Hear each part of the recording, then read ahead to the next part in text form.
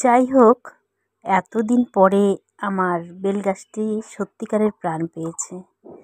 গত 2 থেকে 3 বছর হলো আমার মন্দিরের একটি কোণার মধ্যে এই বেল গাছটা আমি বসিয়েছিলাম। ভেবেছিলাম হয়তো হবেই না। কিন্তু শত কষ্টের পরে আর কি বেল গাছটি দেখতেই পাচ্ছ যে কত সুন্দরভাবে পাতা হয়ে গেছে।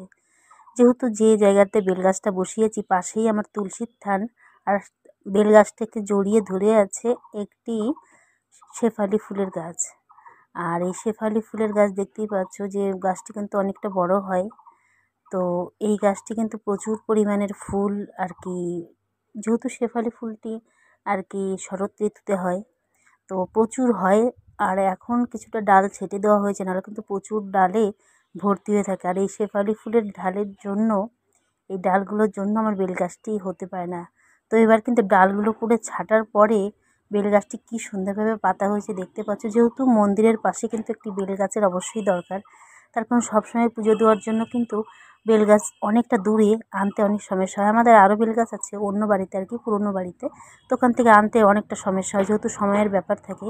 আর এখানে একদম মন্দিরের কোণায় পুজো দেওয়ার সময়ই মানে মন বললেই 2টো বেলপাতা তুলে আর কি পুজো দিতে পারি, খুবই সুবিধা হয় আমার। তো এতদিন পরে আর কি সেই বেল গাছটির মধ্যে সত্যিকারের প্রাণ পেয়েছে আর খুব সুন্দর পাতা হয়েছে। তো আজ আমার ভীষণই ভালো লাগলো পাতাগুলো দেখে, তার জন্য কিছুটা ক্যামেরা বন্দি করে তোমাদের সঙ্গেও শেয়ার করলাম। তো দেখতেই পাচ্ছ পাতাগুলো কিন্তু একদম প্রত্যেকটি বেল পাতার মধ্যে 3টে করে পাতা আছে। আর বেল পাতা কিন্তু 3টে পাতা না হলে নাকি আর কি পুজো দেওয়া আর কি অসুবিধা হয়, কি দেওয়া যায় না বড়দের মুখে শুনি। তো যাই হোক, তার সঙ্গে শেফালি ফুলের পাতাগুলো কী সুন্দর হয়ে আছে। তো দেখতে পাচ্ছ শেফালি ফুল আর বেল গাছটি একসঙ্গে জড়িয়ে উপরে উঠে আছে। আর যেহেতু বেল গাছের কিন্তু যখন বেল ধরে আর কি, আমরা কিন্তু তখনই সাধারণত বেল পাতা দিয়ে পুজো দিই। তো এই গাছটি এত সুন্দর হয়ে গেছে, মনে হয় যেন এই পাতা দিয়েই পুজো দিতে শুরু করে দিই। তো দেখতেই পাচ্ছি যে কত সুন্দর লাগছে বেলপাতাগুলো।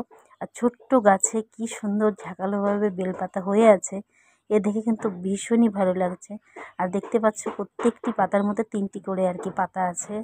আর এত সুন্দর হয়েছে, যেহেতু বৃষ্টি হয়েছে কয়েকদিন আগে, আর বৃষ্টি হওয়ার ফলে কিন্তু বেল পাতাটা যেন আরও প্রাণ পেয়েছে।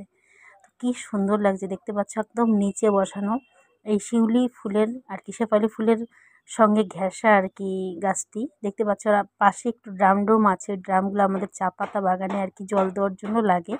তো যেহেতু মন্দিরের কোণাটায় কিছুটা ফাঁকা জায়গা আছে, এখানে কিন্তু নানান রকমের জিনিসপত্র আর কি বসিয়ে রাখে, যেহেতু আমাদের বাড়িটা অনেকটা আর কি বড়সড় আর কি, অনেকটা জায়গায়, আর জিনিসপত্রও কিন্তু প্রচুর লাগে। তো বাড়তি যত জিনিসপত্র এই মন্দিরের কোণাটাই রাখা হয়, এখানে একটু ফাঁকা জায়গা আছে, যার জন্য আর বেল গাছটা মানে এত ঝিপড়িমিপড়ির মধ্যে মানে বেল গাছটা হতেই চাচ্ছিল না। যাই হোক, এতদিন পরে যে বেল গাছটি প্রাণ পেয়েছে, যার জন্য আমি ভীষণই খুশি। আর এখানে যদি বেল পাতা হয় আমার পুজো দিতে খুবই সুবিধা হবে, খুবই। তার জন্য আর কি তোমাদের সঙ্গে কিছুটা আর কি শেয়ার করলাম।